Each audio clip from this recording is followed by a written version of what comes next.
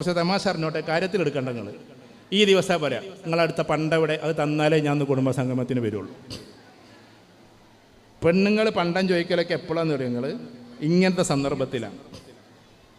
ഇപ്പോൾ ഒരു പവ എടുക്കണമെങ്കിൽ 1 ലക്ഷം വേണം, നമുക്കറിയാം.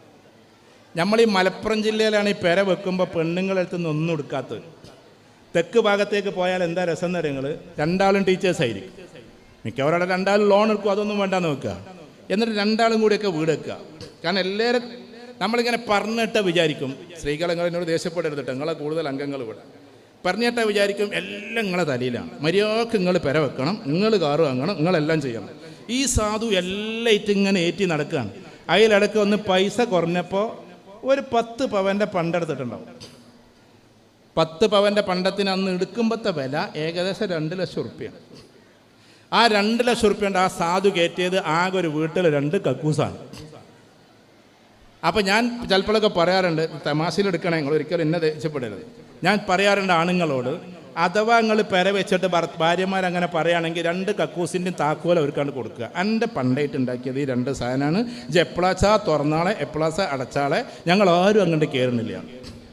ഞാനിത് പറയുന്ന ഒരു കാര്യത്തിന് വേണ്ടിയിട്ട്, ഭർത്താക്കന്മാരുടെ തലയിലാണ് എല്ലാ ഭാരം ഉള്ളത്. അത് റസൂലുള്ളാഹി അങ്ങനെ പറഞ്ഞിട്ടുണ്ട്, ശരി തന്നെയാണ്. പക്ഷേ ഇടയ്ക്കൊക്കെ നമുക്കൊന്ന് സഹായിച്ചു കൊടുത്തൂടെ? ഈ പാവത്തിനെ തന്നെ ഇങ്ങനെ ഓട്ടണം. 5 മക്കളെ കെട്ടിച്ചതിൽ അല്ലെങ്കിൽ 3 മക്കളെ കെട്ടിച്ചതിൽ ആ 3 മക്കൾക്ക് വേണ്ടി പണ്ടവും പണവും ഒക്കെ തയ്യാറാക്കി ഒക്കെ കെട്ടിച്ചത് ഈ പാവം മനുഷ്യൻ. അതിൽക്കെങ്ങാനൊരു 5 പവൻ നിങ്ങളിത് എടുത്തിട്ടുണ്ടെന്നുണ്ടെങ്കിൽ അത് ഭയങ്കര വാർത്തയാണ്. കുഞ്ഞോളെ കെട്ടിക്കുമ്പോൾ ഞാൻ 5 പവൻ കൊടുത്തില്ലേ? അപ്പോൾ ആ സമയത്തൊക്കെ ഇത് ബാപ്പാൻ്റെ മാത്രം മോള്. അല്ലാത്ത സമയത്തൊക്കെ നമ്മൾ ആത്യന്തികമായിട്ട് എങ്ങനെ നോക്കിയാലും ആൺകുട്ടികളെ മുഴുവൻ നിൽക്കൽ ആരെ കൂടെ എന്ന് പറയുന്നത് ഉമ്മാരെ കൂടെ. പെൺകുട്ടികളെ ഉണ്ടാവുള്ളൂ എൻ്റെ അഭിപ്രായത്തിൽ. എൻ്റെ കുട്ടിയത് കേൾക്കില്ല എന്ന് വിചാരിക്കും, എൻ്റെ മാഷൂക്ക് അവിടെ വിട്ടുതന്നത്. പെൺകുട്ടികളെ ഉണ്ടാവുള്ളൂ വാപ്പാന്ന് പറഞ്ഞ ഓടി വരാൻ ഒരു പാവം സ്ത്രീ. പെൺകുട്ടികൾ എങ്ങനെയെങ്കിലുമൊക്കെ പാഞ്ഞു വരും. അതുകൊണ്ട് എൻ്റെ കരിമളിയാനൊക്കെ ഉള്ളത് ആകെ പെൺകുട്ടികളാണ്. ആകെയുള്ളൊരു സമാധാനപ്പതാണ്. എന്താണെന്ന് വെച്ചാൽ പെൺകുട്ടികൾ പാഞ്ഞു വരും. കാരണം വാപ്പമാരുടെ അത്രമാത്രം അദമ്യമായ സ്നേഹം ഉണ്ടാവില്ല പെൺമക്കൾക്കാണ്. ആൺകുട്ടികളെ ഞാൻ മോശമാക്കല്ല. ആൺകുട്ടികൾ എങ്ങനെ പൂച്ചനടുത്ത് താഴത്ത് കിട്ടമായിരിക്കും, എന്ത് വിഷയം ഉണ്ടായാലും ഉമ്മാൻ്റെ കൂടെ ആയിരിക്കും കൂടുതലുണ്ടാവുക. ഉമ്മാൻ്റെ കൂടെ. അതൊക്കെ നമ്മൾ നിർത്തണം. നമ്മൾ ഉമ്മ ഉപ്പ എന്നൊന്നും പറഞ്ഞ് രണ്ടാക്കരുത്. എല്ലാവരും കൂടി മക്കളുണ്ട്. ഉമ്മ ഇപ്പം കൂടി പ്രശ്നം ഉണ്ടായിന്ന് വെക്കുക. എന്താ ഉപ്പ പ്രശ്നം, എന്താ നിങ്ങളുടെ വിഷയം, വെറുതെ ഒന്ന് പോയി ചോദിച്ചു നോക്കിയാട്ടെ. എന്താ ഉമ്മ നിങ്ങളെ പ്രശ്നം? ഒരിക്കൽ നമ്മൾ മദ്യത്തിലല്ലാതെ നിൽക്കരുത്. ഞാൻ മക്കളോട് പറയാം, ഉമ്മ ഇപ്പയും തമ്മിൽ പ്രശ്നം ഉണ്ടാകുമ്പോൾ 2 ആളെ വാപ്പാൻ്റെ കൂടി നിങ്ങൾ നിൽക്കണ്ട, ഉമ്മാരെ കൂടിയും ദയവേത് നിൽക്കരുത്, വാപ്പാരെ കൂടെ തീരെ നിൽക്കരുത്. ഞാൻ ഒരു വാപ്പായിട്ട് പറയാം, വാപ്പാൻ്റെ കൂടെ മാത്രം നിങ്ങൾ തീരെ നിൽക്കരുത്. പാവം ഉമ്മ സങ്കടപ്പെടും, ഉമ്മ ഒറ്റപ്പെടും, ഉമ്മ ഒരുപാട് കരയേണ്ടി വരും. പക്ഷെ മദ്യത്തിൽ നിൽക്കണം. കുട്ടികൾ പോയിട്ട് ഉമ്മാരോട് പറയണം, ഉമ്മ എന്താ നിങ്ങളെ പ്രശ്നം പറയും. എന്നിട്ട് അതേമാതിരി വാപ്പാൻ്റെ നിങ്ങൾ വാപ്പ അങ്ങനെ പറഞ്ഞില്ല ഉമ്മാനോട്, അങ്ങനെ പറഞ്ഞില്ല ഉമ്മാനോട്, അങ്ങനെ ഒന്നും പറഞ്ഞേക്കരുത്. വാപ്പ എന്താ നിങ്ങളെ പ്രശ്നം? കാരണം അവർ തമ്മിലുള്ള പ്രശ്നം മക്കളോട് പറയൂല, അവർ തമ്മിലുള്ള വിഷയം മക്കൾ അറിയൂല. അതുകൊണ്ട് 2 പേരുടെ നടുക്കേ നമ്മൾ നിൽക്കാവൂ. അവർ തമ്മിൽ പ്രശ്നം ഉണ്ടെങ്കിൽ തന്നെ അത് മക്കളുടെ ദൗത്യമാണ്, മക്കളുടെ ഒരുമയാണ്. മക്കൾ അത് പരിഹരിക്കേണ്ടവരാണ്. അതുകൊണ്ട് ഉമ്മയെ ഒറ്റപ്പെടുത്തരുത്, അതൊരു പാവമാണ്. ഉമ്മയെ ഒറ്റപ്പെടുത്തരുത്. പണ്ട് അതിമനോഹരമായ വരികളെ കൊണ്ട് പാറക്കട എഴുതിയതുപോലെ അല്ലാമ ഇക്ബാലിൻ്റെ ഒരു കവിത സുന്ദരമായി അദ്ദേഹം മലയാളത്തിലേക്കാക്കി. അമ്മിയിൽ അരച്ചരച്ച് കൈകൾ കുഴയാത്തതിന് നിങ്ങൾ അവരെ കുറ്റപ്പെടുത്തല്ലേ, അമ്മിയിൽ അരയുന്നത് പാവം അവളാണ്. അടുപ്പിലൂതി ഊതി കണ്ണുകൾ നിറയാത്തതിന് നിങ്ങൾ അവരെ വിമർശിക്കല്ലേ, അടുപ്പിലെ വിറകായി എരിയുന്നത് പാവം അവളാണ്. ഇരുട്ടത്തിത്തിരി വെളിച്ചം തന്നില്ലെന്നോതി നിങ്ങൾ അവരെ കുറ്റപ്പെടുത്തല്ലേ, ഒന്നാകെ നിങ്ങൾക്ക് വേണ്ടി കത്തിയാളുന്ന അഗ്നി പാവം അവളാണ്. ഭാര്യ അതാണ്, അവരെ ഒറ്റപ്പെടുത്തരുത് നമ്മൾ. പക്ഷേ നമ്മൾ ഇങ്ങനെയൊക്കെ ആണെങ്കിലും മക്കൾ 2ൻ്റെയും നടുക്ക് നിൽക്കുകയും വേണം.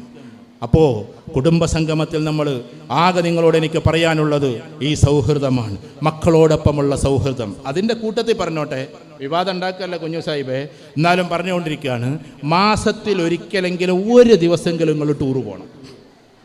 അതിൽ വേണമെങ്കിൽ പെണ്ണുങ്ങളൊക്കെ പാടൊന്ന് കൈയൊട്ടിക്കോളൂ, എന്നാലും വേണ്ടില്ല. എല്ലാ ഭർത്താക്കന്മാരും 1 ദിവസമെങ്കിലും എന്ത് ചെയ്യാന്ന് പറഞ്ഞാൽ ടൂറുണ്ടാവും. 1 ദിവസം വരെ ഞമ്മക്ക് വേണ്ടി ഒന്ന് ഒഴിവാവട്ടെ. ഹുസൈമാഷ നിങ്ങളോടും കൂടിയേ പറഞ്ഞു കേട്ടോ, നിങ്ങൾ തിരക്ക് കൂടിയ പിന്നെ HM ആയിരുന്നു, എന്നാലും പറയാം, മാസത്തിൽ 1 ദിവസമെങ്കിലും എത്ര തിരക്കുണ്ടെങ്കിലും പറയാം ഭാര്യനോട് മക്കളോട് നമ്മളൊന്ന് പോവല്ലേ. അതിലിടക്ക് ഉപ്പ പറയാണ് ഉമ്മ പറയാണ് ഞങ്ങളും പോറ്റടാന്ന് ചോദിച്ചാൽ അത് നിങ്ങൾക്കൊരു സങ്കടം തോന്നരുത്, പോന്നോട്ടെ അവൻ. എന്നിട്ട് ഉപ്പാപ്പാനെ മെല്ലെ എന്താക്കുക, സ്വിമ്മിംഗ് പൂളിലേക്ക് ഇറക്കുക. എന്ത് രസം അതൊക്കെയാണ്. നമ്മൾ പോയിട്ട് സ്വിമ്മിംഗ് പൂളിൽ ചാടലല്ലല്ലോ അതിൻ്റെ രസം. ബ്രൂണൈ എന്ന് പറഞ്ഞ രാജ്യമുണ്ട്, നിങ്ങൾക്ക് അറിയാലോ. ഞാൻ അവിടെ പോയപ്പോൾ കണ്ടത് രസകരമായൊരു കാഴ്ചയാണ്. എല്ലാ ഞായറാഴ്ചയും പെരയിൽ കിടക്കുന്ന ഉപ്പാപ്പാരുണ്ടാവുമല്ലോ, അസുഖമായിട്ട് കിടക്കുന്നവർ, അവരൊക്കെ സ്ട്രക്ചറിൽ കൊണ്ടുവന്നിട്ട് ഹോട്ടലിൽ കൊണ്ടുവരും.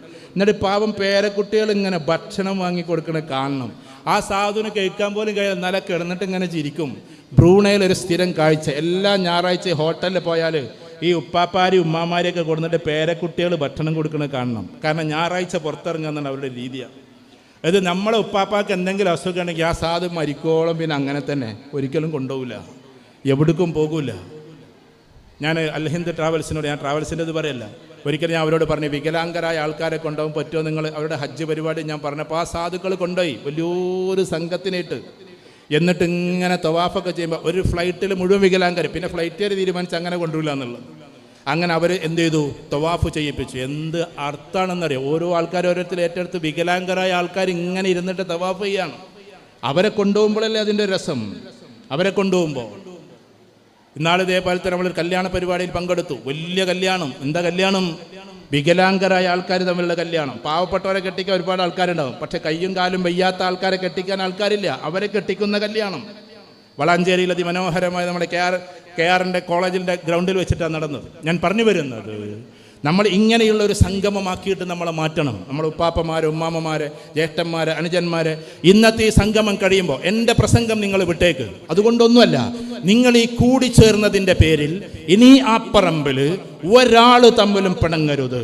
ഇവിടെ ഇപ്പോൾ ഈ ആദരം കിട്ടിയ ആൾക്കാർക്ക് ഒരു ഷാൾ ഇട്ടുകൊടുത്ത് വലിയൊരു ആദരമാണ്. ആ പറമ്പിൽ തറവാട് എന്ന് പറയുന്ന ഷാള് നിങ്ങൾ ഇട്ടുകൊടുത്ത്, പക്ഷെ അവർ വീട്ടിലെത്തിയിട്ട് പിന്നെയും മരോള് പല തന്നെയാണ്. എന്തിനാ പിന്നെന്താ ആദരം? അവർക്ക് ആ ഷാൾ ഇങ്ങനെ കാണാമെന്നല്ലാതെ വേറെ ആദരമൊന്നും കിട്ടിയിട്ടില്ല.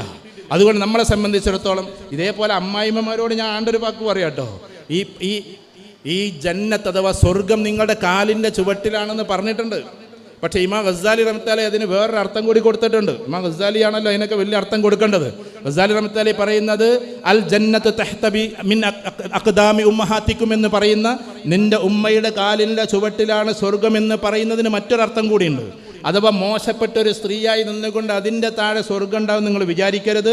സ്വന്തം മക്കൾക്ക് മുകളിൽ, മരുമക്കൾക്കൊക്കെ മുകളിൽ ഉമ്മയായി സ്വർഗമായി നിന്ന് കൊടുത്താലേ നിങ്ങളുടെ കാലിൻ്റെ ചുവട്ടിൽ സ്വർഗമുണ്ടാകൂ എന്നാണ്. അല്ലാതെ എല്ലാ അമ്മമാരുടെയും ധാരണ ഞാൻ എങ്ങനെ നടന്നാലും എൻ്റെ കാലിൻ്റെ ചുവട്ടിൽ സ്വർഗം ഉണ്ടെന്നാണ്. അതല്ല, മക്കളുടെ മേലെ സ്വർഗമായി നിന്ന് കൊടുക്കണം. ആ ഒരു അവസ്ഥയിൽ നമ്മൾ പോകണം. അങ്ങനെ സുന്ദരമായൊരു കുടുംബ സംവിധാനം തീർക്കുമ്പോൾ എൻ്റെ സംസാരം ഞാൻ അധികം നീട്ടിക്കൊണ്ടുപോകുന്നില്ല. ചില പദ്ധതികൾ നിങ്ങളുടെ മുമ്പിൽ വെക്കുകയാണ്. അതുകൊണ്ട് ഇവിടെ ഇരിക്കുന്ന എല്ലാവരും മനസ്സിൻ്റെ ഉള്ളിൽ ചില കാര്യങ്ങൾ സൂക്ഷിക്കുക. അത് നമുക്ക് ഭക്ഷണം കഴിക്കാനുള്ള പിരിയലിൻ്റെ സമയമായി, കഴിക്കലേരിപ്പോൾ അതിന് കൊണ്ടുപോകാനുള്ള സമയക്കായി. പക്ഷേ ഈ സംസാരം കഴിഞ്ഞിട്ടേ ഭക്ഷണം വിളമ്പാവൂ. പ്രിയപ്പെട്ട ഇല്യാസൊക്കെയാണ് അതിന് നേതൃത്വം കൊടുക്കണമെന്നാണ് അറിഞ്ഞത്. അതും എൻ്റെ അമ്മയുടെ മോനൊക്കെ തന്നെയാണ്. അതുകൊണ്ട് ദയവേത് ചോറേപ്പിക്കാമെന്ന് വിചാരിക്കല്ലേ. ഈ ഒരു 10 മിനിറ്റും കൂടി കഴിഞ്ഞിട്ട് നിങ്ങൾക്ക് കൊണ്ടുപോവാം. അത് കഴിഞ്ഞിട്ട് നിങ്ങൾക്ക് ചോറേക്കാമെന്ന് എനിക്ക് പറയാനുള്ളത്. ആ ബാപ്പു വന്നിട്ട് ആകെ അത് കൊളാക്കിയെന്ന് പറയരുത്. ഇവരൊക്കെ എൻ്റെ വാപ്പൂന്നാ വിളിക്കല്. അതുകൊണ്ട് ഇത് കുറച്ച് കൊളായാലും ബിരിയാണി അല്ല ഇന്നത്തെ പ്രശ്നം. ഇന്ന് അത് എല്ലാ ദിവസവും എല്ലാം നമ്മൾ കഴിക്കണത് തന്നെയാണ്. സമയത്തൊക്കെ ചെയ്യാം, പക്ഷേ ഒരു 10 മിനിറ്റും കൂടി ആ ഇരുത്തമിരിക്കും. ഒന്നാമത്തെ പദ്ധതി അഥവാ നമ്മൾ ഭാവിയിലേക്ക് പോകുമ്പോൾ ഈ കുടുംബത്തിൽ നിന്ന് ഒരുപാട് വിദ്യാഭ്യാസമുള്ള ആളുകൾ കയറി വരണം. അതൊന്നാമത്തെ പദ്ധതിയാണ്. ഒന്നാമത്തെ പദ്ധതി. അപ്പം എന്താ ചെയ്യേണ്ടത്? നമ്മൾ നമ്മുടെ കുട്ടികളെ ഏതൊക്കെ മേഖലയിലേക്ക് വിടണമെന്ന് കോഗ്നിറ്റീവ് സൈക്കോളജി പ്രകാരം ആ കുട്ടി പഠിക്കേണ്ടുന്ന മെത്തഡോളജി എന്താണ്, അതിന് ടെസ്റ്റുകളുണ്ട്. ഞാൻ ഈ ആപ്പറമ്പിൽ കുടുംബത്തിൽ പറയാം. എന്ന് വെച്ചാൽ ഒരു കുട്ടിക്ക് തിയറിയാണ് പെട്ടെന്ന് പഠിക്കുക, അതോ പ്രാക്ടിക്കലാണ് പെട്ടെന്ന് പഠിക്കുക, അതോ ലോജിക്കലാണ് പെട്ടെന്ന് പഠിക്കുക എന്നൊരു ടെസ്റ്റ് ഉണ്ട്. ആ ടെസ്റ്റ് പഠിഞ്ഞു കഴിഞ്ഞതിന് ശേഷം മാത്രമേ ഏതിലേക്ക് പോകണമെന്ന് നമ്മൾ തീരുമാനിക്കാവൂ.